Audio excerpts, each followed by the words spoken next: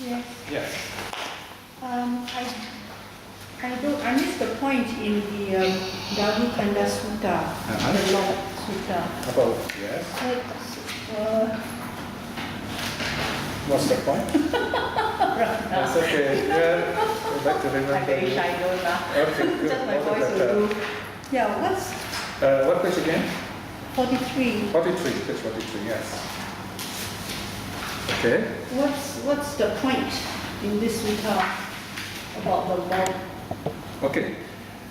What you see around you, anything you see around you can be an object of meditation. Okay?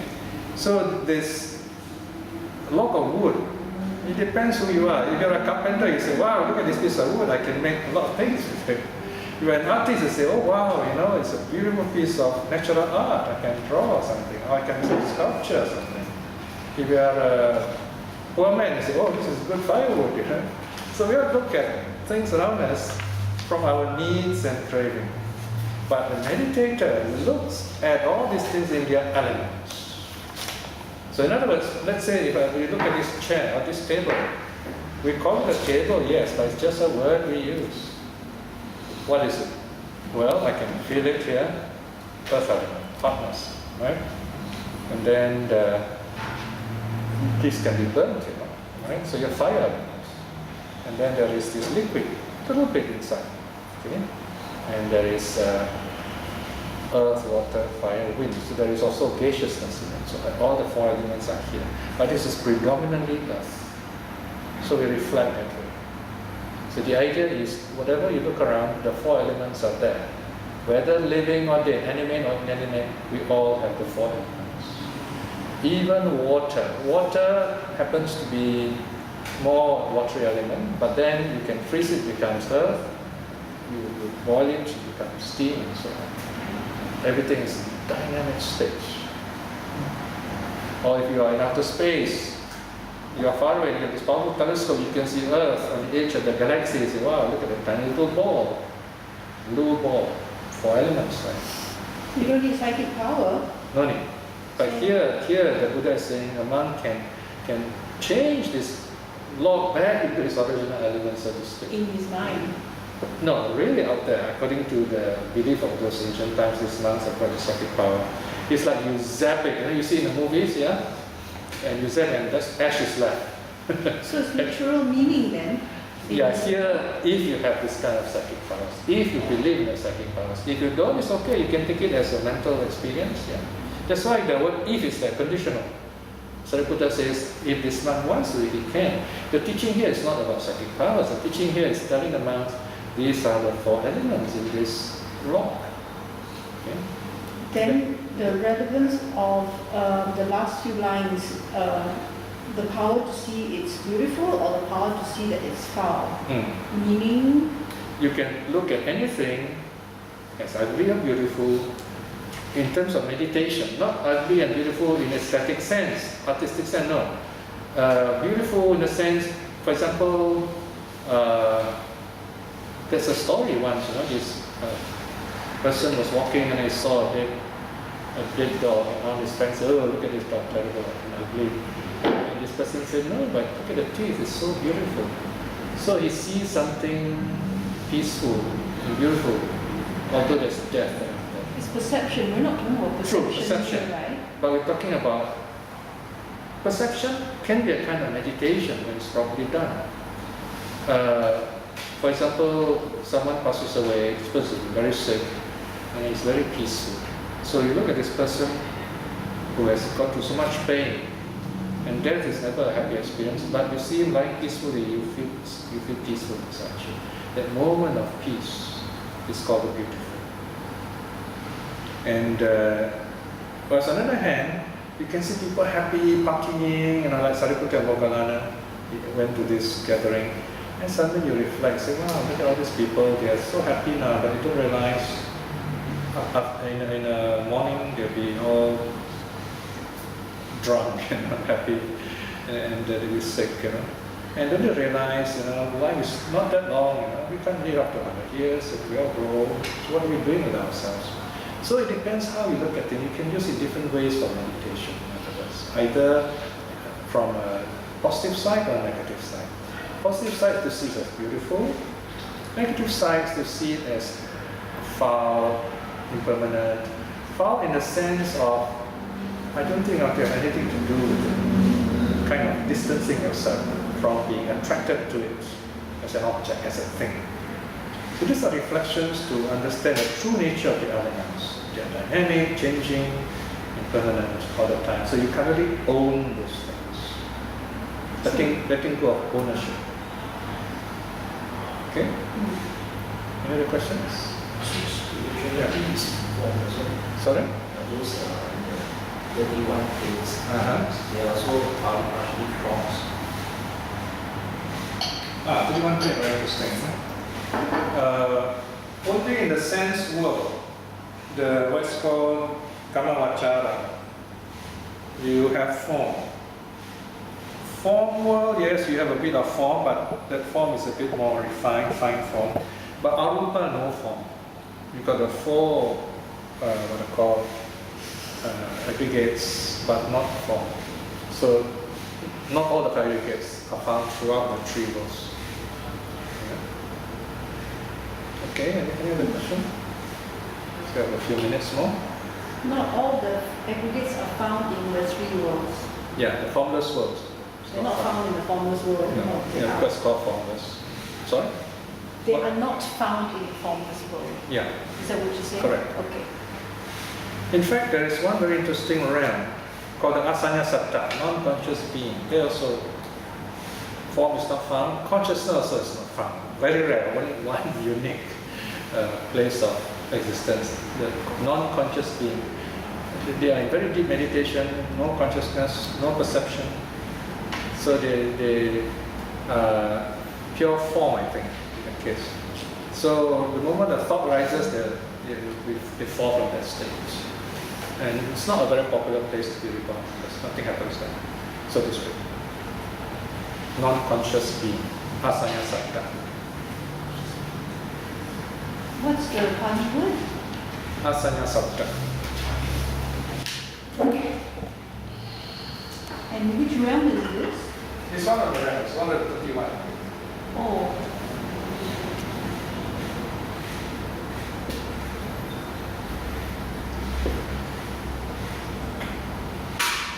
I think this is one of the form realms, I think. Jhana, it's of jhana. Yeah?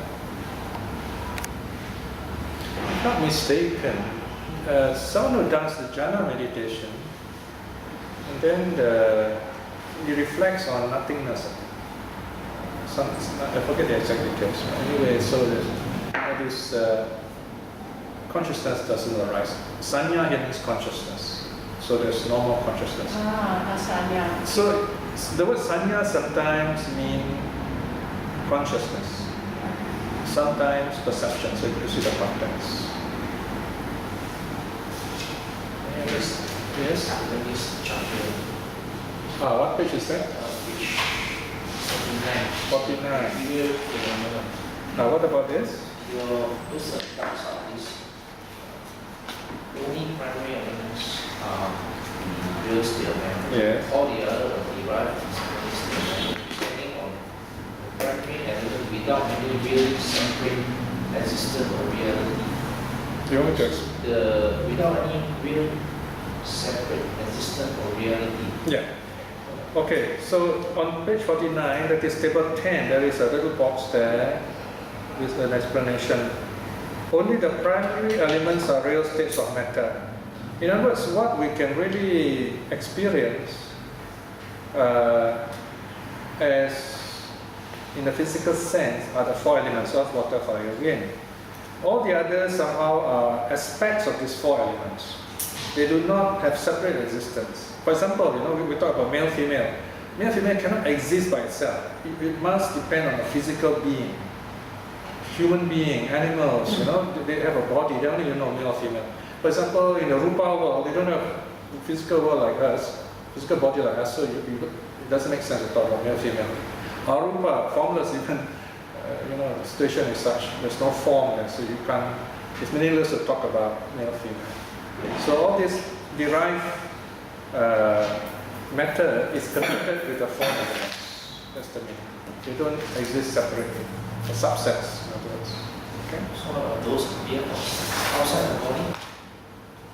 Yeah, that too, but they're all dependent on the four elements.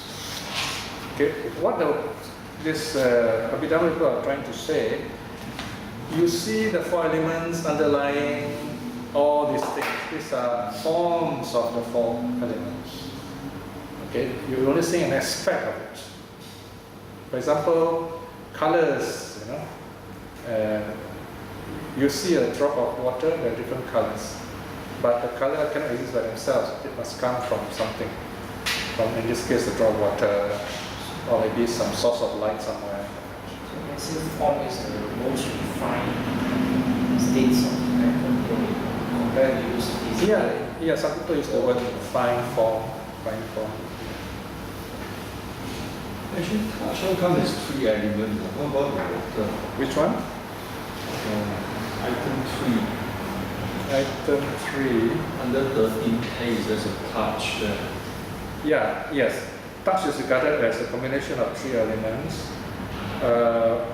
Water is missing, okay? Because it's earth, a hardness, and then we feel a warmth, and then there is movement. Okay. Somehow, this is the Abhidhamma tradition, so they do not include the water element in this, the stickiness. Yeah? This is the action of touching. Okay, because when you touch, you can feel solidity, and then you can feel warmth or movement. Somehow water. From the explanation is that even if you feel water, it's like feeling earth, like that, something solid. Only something solid can you feel. This is how they explain it. See? It's not a sutta tradition. So you take it as it is to explain it. Yeah, so I wouldn't say that they are wrong. That's why I'm saying this is the Abhidhamma tradition.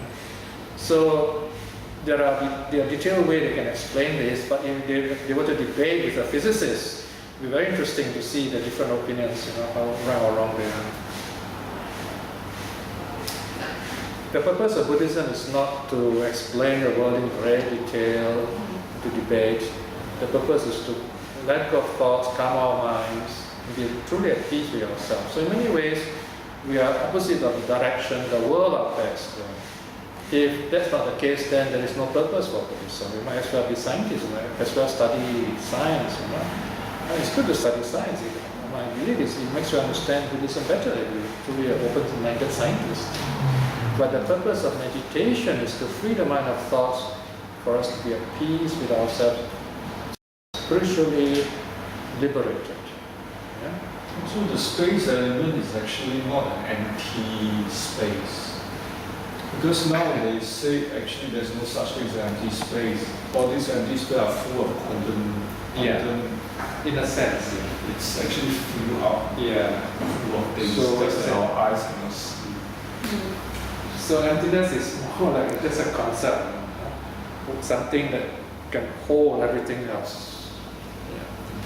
So, like I said, these are all very interesting ideas. So one day the scientists talk like this. So how you have to think again. How are we going to explain emptiness, to the audience? That is why it is safest to talk about the four elements without mentioning space. That's one way. Or if you can mention space, you just say space is this emptiness with the commerce which you see around you that contains the four elements. So in a sense, you are right, because you're not saying this space is totally empty, because space contains the four elements. And it is only when it is empty can it contain all these things. So this is kind of concept of emptiness. Of course, after that you start philosophizing, and there goes your meditation. So the idea is explain the world around us to such an extent we say, okay, I can have an understanding of it now, and I can just let go of that knowledge for the moment. I think the purpose of using the four elements is to demonstrate materiality. Yes, that's one of the Yes, precisely. And non-self is the opposite of materiality, in a sense. one way of talking. Yeah. So it's just the means of. Yes. Then the Buddha then says, We cannot say there is a self, we should not say there's no self. Because both ways you are taking the stand from a self. Yes. So that's quite tricky. So that's, of course, that's a higher level. The Buddha does not teach that to the ordinary folks. Because there's duality again. Yeah, correct. Also. Yeah. So then it goes a bit deeper there. Okay, any other question about today's study? All right, then we end here. This is our last study for the year, by the way. Then New Year starts. So I take this opportunity to wish you a Happy New Year also, and all the best to you in the coming year. We'll meet again. So let us reflect on this study. We have completed our study on the Rupa form. As the suttas often say, we reflect on these 4 elements within ourselves, outside of ourselves. The idea is to understand what we really are, not to be attached to this body, but to understand it so that we can use this body most meaningfully, most purposefully, to fill ourselves with joy to understanding. And with this joy, this happiness, we simply keep on doing good. We find it almost impossible to break the precepts, for example. And this joy also gives us the energy to teach the Dharma, to present the Dharma to others, to help others in difficulty. Reflecting in this way, we're creating a lot of wonderful good mental karma, speech karma, the power of such karma. May we be at peace with ourselves. May we be free from difficulties and problems and sickness here and now. And most importantly, by the power of all this wonderful good karma, by our faith in the 3 jewels and many other good actions we have done, may in this life itself we attain spiritual liberation, namely string winning. And also, in this wonderful moment of peace, let us send out our loving kindness to our teachers, all those people who are working hard here and working hard for the Dharma, to all our relatives and friends, to all those important to us, all those associated with us. May they all be well, may they be happy.